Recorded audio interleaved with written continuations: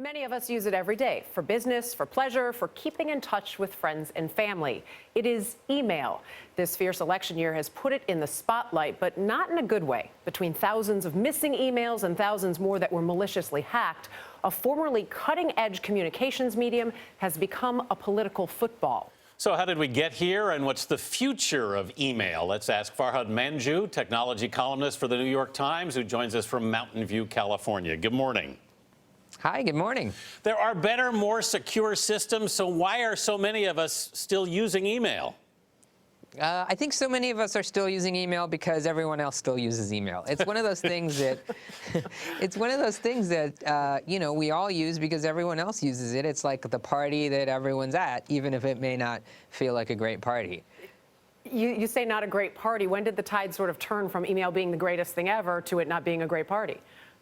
I mean, I don't know if there is ever a time where people loved email. Maybe in the first couple years after it started. But the thing you notice with email is as soon as you get the first 10 unwanted emails, you start hating it, and you start sort of approaching your email inbox every morning with dread rather than delight. So I think it's probably been happening for a long time, and it's certainly been the case for the past 5 to 10 years. Email has been. We get more of it. It comes from people we don't want. It's sort of tech companies have taken care of the spam problem, but legitimate email from people you may just not want to hear from, or companies, or various other things. Our inboxes are just sort of inundated every day, and it's hard to make much sense of them. Farhad, one thing that surprises me is that it is still so prevalent with corporations. I mean, the first thing you saw was that it started turning up in a lot of trials, that there was a record and that anything you said would be there years later. And now, of course, during this campaign, we've seen the entire workings of the Clinton campaign surface through WikiLeaks. I mean, if you're running a business at this point, why would you keep using this?